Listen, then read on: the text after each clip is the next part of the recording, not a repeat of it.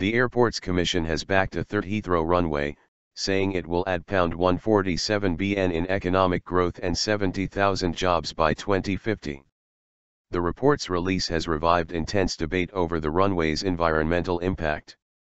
Downing Street officials say they want to digest the report properly, without making a snap judgment.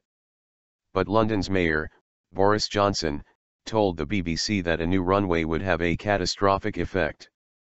The idea of expanding Heathrow has always been surrounded by controversy because of its location in a heavily built-up area. Nearly 800 homes would have to be demolished to build the new runway. Mr. Johnson, who is also a Conservative MP, has consistently been a vocal opponent of plans for a new runway at Heathrow. "It's not going to happen," he said. He added that the discomfort being endured by Londoners on the hottest day of the year would be nothing compared to the noise pollution that will be visited on hundreds of thousands, if not millions, of innocent people and the vehicular pollution as a result of a catastrophic decision to increase runway capacity in the west of the city. Mr. Johnson has proposed in the past a new airport in the Thames estuary. Other high-profile politicians object to the expansion plans. Richmond Park MP Zach Goldsmith, who is bidding to replace Mr. Johnson as Mayor of London, told the BBC he was strongly opposed to a potential new runway. The union that represents the UK's 9,000 pilots welcomed the report's recommendation of a new runway. Davies stresses the importance of the new runway for the UK economy and jobs, and we need to make sure the extra capacity benefits Britain and is not simply exploited by our competitors, said Jim McCausland, General Secretary of the British Airline Pilots Association, BALPA. Delivering the new airport capacity within the noise and environmental limits set by Davies will be a challenge, and pilots stand ready to assist with the design to help minimize these impacts and ensure flight operations are safe, he also said. Those noise and environmental issues have sparked an outcry amongst opponents.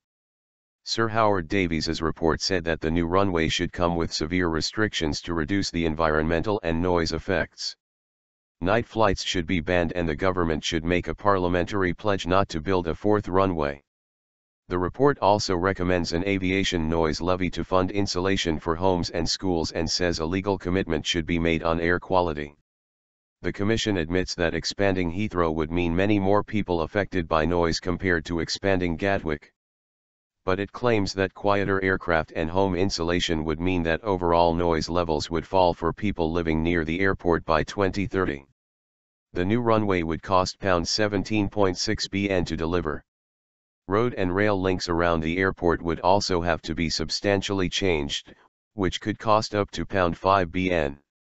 By contrast, a second runway at Gatwick would cost just over £7 billion. The Commission believes that both schemes would be funded by private finance. Environmental groups, resident organisations, and a number of prominent politicians have said they will campaign vigorously against any expansion of Heathrow. It would jeopardise the UK's climate targets, worsen air pollution in London, and open up a political can of worms for David Cameron, John Savin, Greenpeace UK Executive Director, said. In the year of the Paris Climate Summit, what we should be really talking about is how to reduce emissions from aviation, he added. In 2009, David Cameron pledged that there would be no new runway at Heathrow.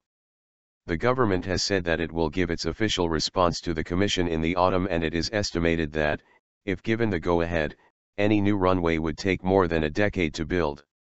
Heathrow offers the kind of long-haul connectivity, flights to emerging markets which are very important to the future of the British economy, and expanding it would allow Heathrow to offer more of those flights, Sir Howard told BBC Radio 4's Today programme.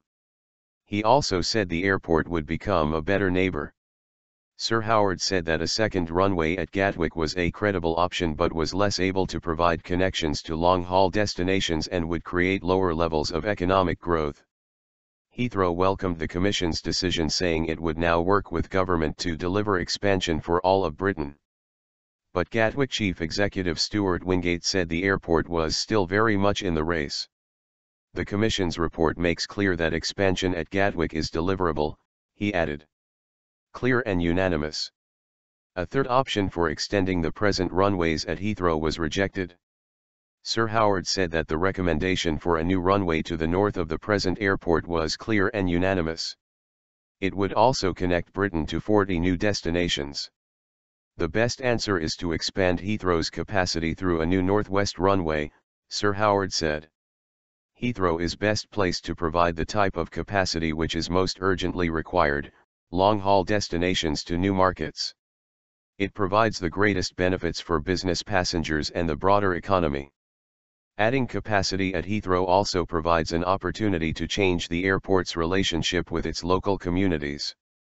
To make expansion possible, the Commission recommends a comprehensive package of measures including a ban on night flights and a new noise levy to fund a far stronger and more generous set of compensation and mitigation schemes. The chief executive of Heathrow stressed the economic benefits of a new runway. The Airports Commission has shown just how much it costs the UK economy to delay expansion of Heathrow, John Holland Kay told the BBC. The British Chambers of Commerce, BCC, welcomed the report. Now that all the evidence is on the table, firms in every corner of the UK want to see an irreversible government commitment to a new runway at Heathrow by the end of 2015, with planning complete and diggers on the ground by the end of this Parliament in 2020, said John Longworth, Director General of the BCC.